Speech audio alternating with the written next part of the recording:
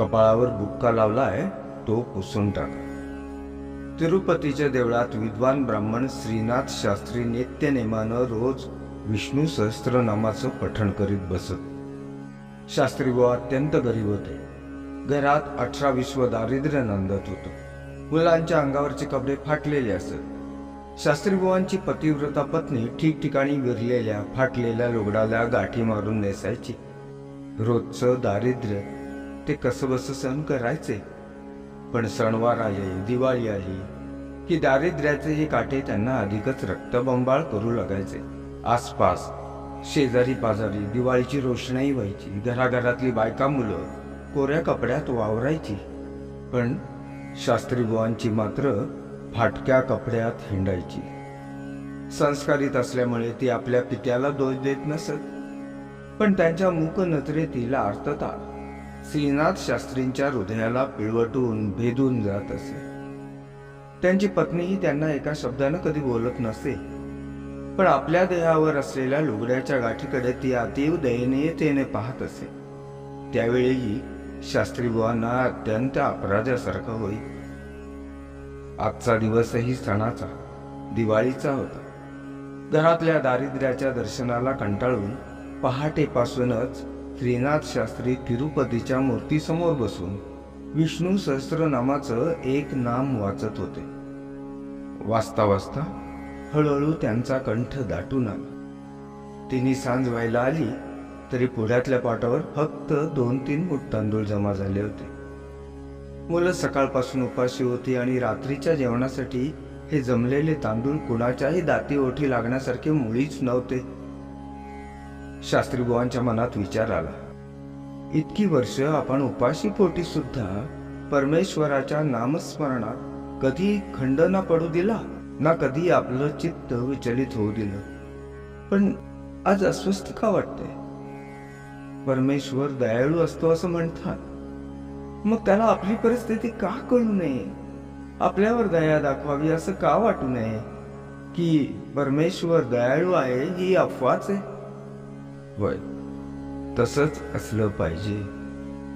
तसं नसतं तर अनेक वर्ष आपणास एवढे हलाखीचे दिवस पाहावे लागले नसते. विचार करता करता शास्त्री बुवांचे डोळे भरून आले. पुण्यातल्या पोथीवर अश्रूंचे थेंब टपटप पडत होते. त्यातला एक अश्रू पोथीतील एका शब्दावर नेमका पडला. शास्त्री बुवांनी डोळ्यातील पाण्याच्या पडद्या आडून त्या शब्दाकडे निरखून पाहिलं. तो शब्द होता दयाघन. त्या शब्दाकडे बघून श्रीनाथ शास्त्री उपहासाने हसले. जवळच एक कोळशाचा तुकडा पडला होता. तो त्यांनी उचलला आणि त्या दयाघन शब्दावर त्यांनी फुली मारली. त्याचवेळी श्रीनाथ शास्त्रींच्या घरी कोणती घटना घडत होती याची त्यांना सुतरामही कल्पना नव्हती.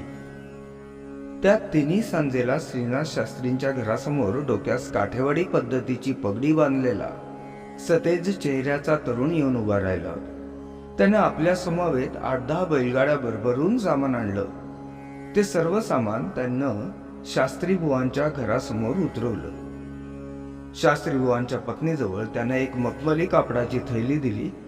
त्या थैलीत सुवर्णमुद्रा होत्या. निघताना त्या तरुणानं शास्त्री बुवांच्या पत्नीजवळ कसलासा निरोप दिला. श्रीनाथ शास्त्री अजून तिरुपतीच्या देवळातच बसलेले होते.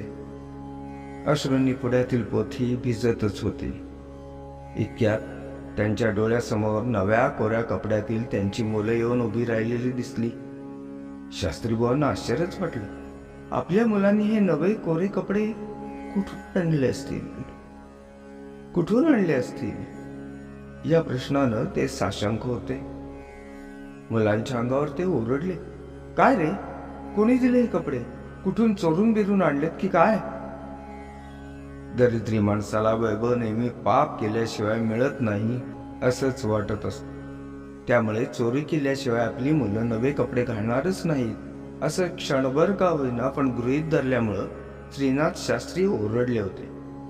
पण मुलं खुशीत असल्यामुळे पित्याच्या ओरडण्याला न घाबरता ती उत्तरली, बाबा अहो इथं काय बसून राहिलात, लवकर घरी चला, आपल्या घरी खूप मज्जा मज्जा झाली.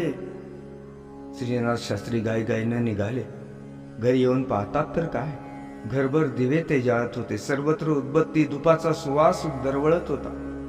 एवढे दिवे लावायला तेल आलं कुठून असा विचार करत असतानाच नवं कोरं रेशमी लुगडं नेसलेली त्यांची पत्नी त्यांच्या स्वागताला आली. सुवर्ण अलंकारांनी ती सजली होती. शास्त्री बुवा तिच्याकडे पाहतच राहिले. त्यांनी विस्फारित नजरेनंच तिला विचारलं, एवढं सगळं वैभव अचानक आलं कुठून? काठी वाढवून बाराबंदी घातलेला एक व्यापारी आला होता. त्यानं आपल्या घराचा पत्ता विचारला आणि आपल्याबरोबर आणलेले सगळं सामान ठेवून तो निघून गेला. जाताना तुम्हाला एक निरोप देऊन गेलाय. शास्त्रीबुवांच्या पत्नीनं जे घडलं काय निरोप सांगितलं. श्रीनाथ शास्त्रींनी अत्यंत उत्कंठतेने विचारलं. त्यानं निरोप दिलाय की शास्त्रीबुवांना म्हणावं, पोथी वाचता वाचता कोळशानं माझ्या कपाळावर त्यांनी जो बुक्का लावलाय ना तो पुसून टाका. कुणाला बुक्का लावलाय तुम्ही? पत्नीनं गोंधळून विचारलं. क्षणार्धात श्रीनाथ शास्त्री सद्गतीत झाले. पत्नीच्या प्रश्नाचं उत्तर न देता कमालीच्या गाईगाईनं ते देवळात परत आले. त्यांनी पाटावरची पोथी उचलून घट्ट हृदयाशी धरली, हळूवार उघडली आणि पानावरच्या दयाघन या शब्दावर मारलेली कोळशाची फुली त्यांनी अलगद पुसून टाकली. पुढच्याच क्षणी पोथी हृदयाशी कवटाळलेल्या श्रीनाथ शास्त्रींची पावलं घराच्या दिशेने सावकाश पडू लागली. श्रद्धा असली म्हणजे जगात कोणतीही गोष्ट अशक्य नसते.